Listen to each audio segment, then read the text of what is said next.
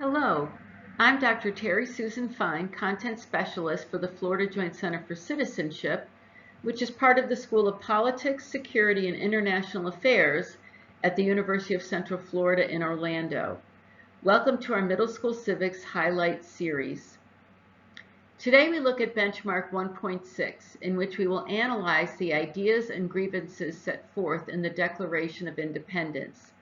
In Part 2, we focus on the relationship between natural rights and the role of government. So we've got a lot of issues to cover in our session. We're going to first focus on recognizing natural rights, social contract, limited government, and the right of resistance to tyrannical government. We're also going to analyze the relationship between natural rights and the role of government, focusing on ideas that are included in the preamble to the Declaration of Independence. Then we're going to focus on recognizing the connection between specific grievances in the Declaration of Independence and natural rights violations. So we're going to be looking at example of natural rights, social contract, limited government, and the right of resistance to tyrannical government. What is the relationship between natural rights and the role of government? And what is the connection between specific grievances in the Declaration of Independence and natural rights violations? So we're going to be looking at examples of natural rights, social contract, limited government, and the right of resistance to tyrannical government. First, we look at natural rights. Natural rights mean that these are rights that we have because we are born and they cannot be taken away by government. So 3 examples of natural rights are found in the First Amendment to the U.S. Constitution. And these natural rights include the freedom of speech, the freedom of press, and the freedom of assembly. We also see in the Declaration this idea of a social contract. The idea of a social contract is like any other contract. A contract is executed between 2 or more parties, 2 or more individuals or groups. So a contract means that each of the 2 sides agrees to do something in exchange for something else.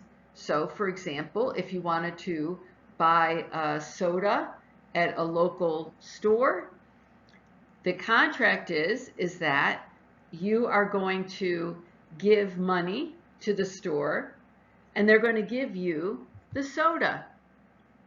If you were to go into the store and you were to steal the soda, then you're violating the contract. Because after all, the store that provided the soda for you to buy, they had to go through the process of buying it, and they're providing the service to you that you have easy access to that soda.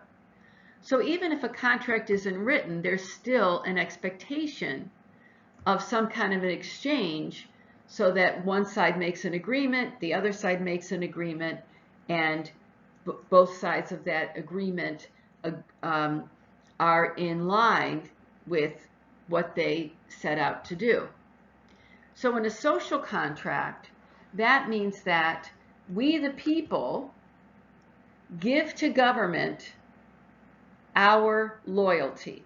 The way that we give our loyalty to government is by obeying the law. The government then, in exchange for our part of that contract, which is obeying laws, the government in exchange protects our life, liberty, and pursuit of happiness. In essence, the government does what it can do to protect us from certain kinds of harms, to protect our freedom, and also to protect our pursuit of happiness, our opportunity to basically go about our life as we want to do. So that's the social contract. Limited government occurs when you and I are protected in some way from the government abusing its power. So the example that's provided here comes from the 8th Amendment to the U.S. Constitution, which is being protected from cruel and unusual punishment. If a person is accused of and convicted of a crime, there is an expectation that the punishment will fit the crime.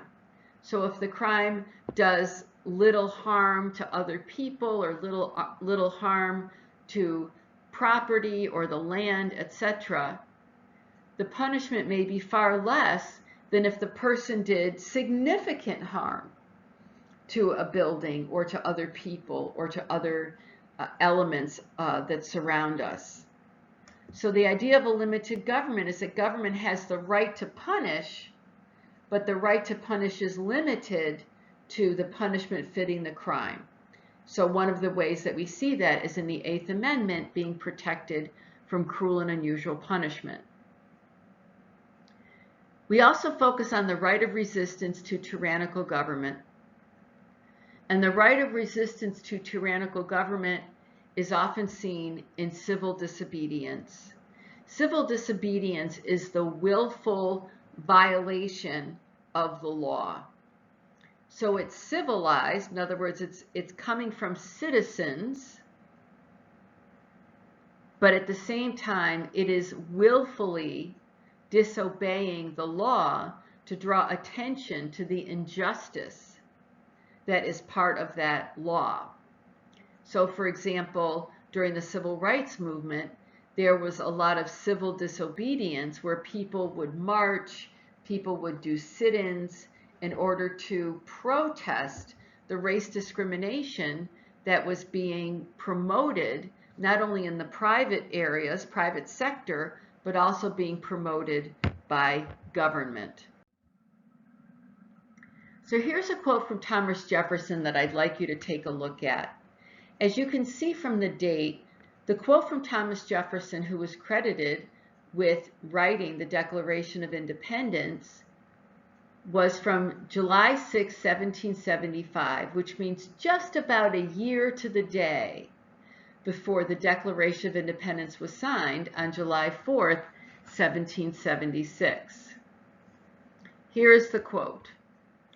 In our own native land, in defense of the freedom that is our birthright, and which we ever enjoyed till the late violation of it.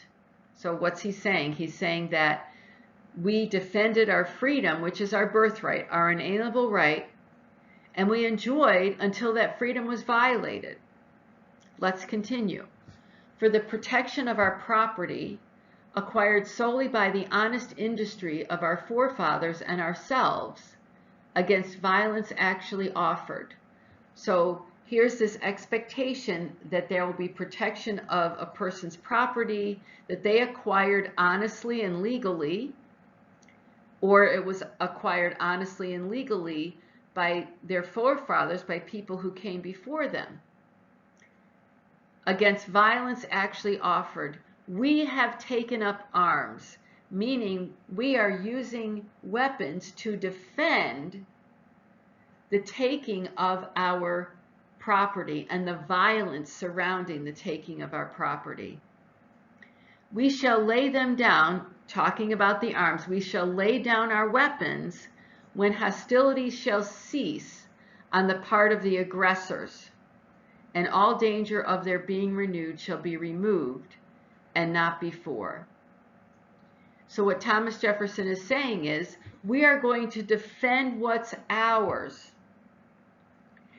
but we will stop defending what's ours if the people who are aggressively seeking to take what's ours stop what they're doing, but not before. So what is the connection between specific grievances in the Declaration of Independence and natural rights violations? So here we see on the left side of this graphic, we see excerpts from the Declaration of Independence, and on the right side we see a connection to a natural rights violation.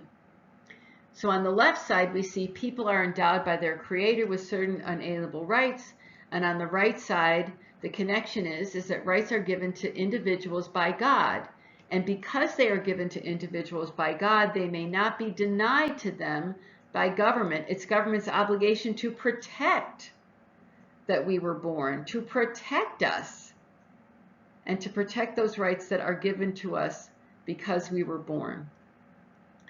Governments are instituted among men to secure these rights. So government is responsible for establishing institutions that write laws and that uphold laws that protect people's rights. Governments derive their just powers from the consent of the governed. The government may only use those powers given to it by the people. Now, we give our powers to government in many different ways. One of the ways that we do that, and one of the ways that we consent, is that we elect people who agree with us on things that are important to us.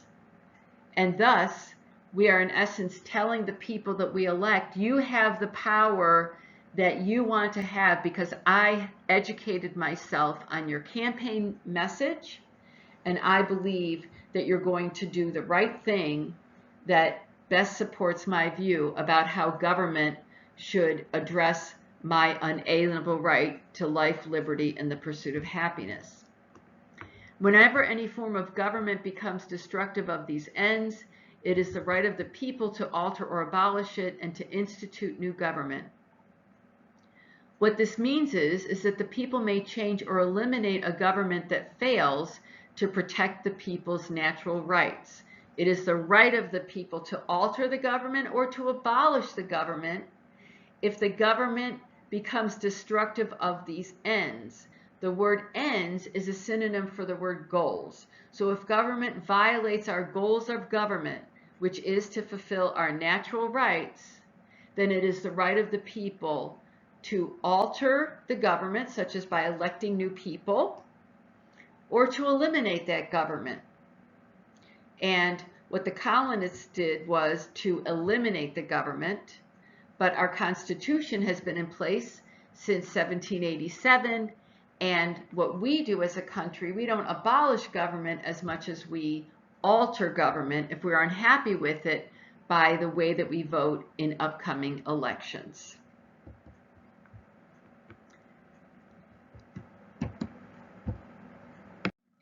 Thank you for joining me for Middle School Civics Highlights. Do you still have questions? Please contact us using the information that appears on the screen. Till next time, I'm Dr. Terry Susan Fine. Thank you for joining me.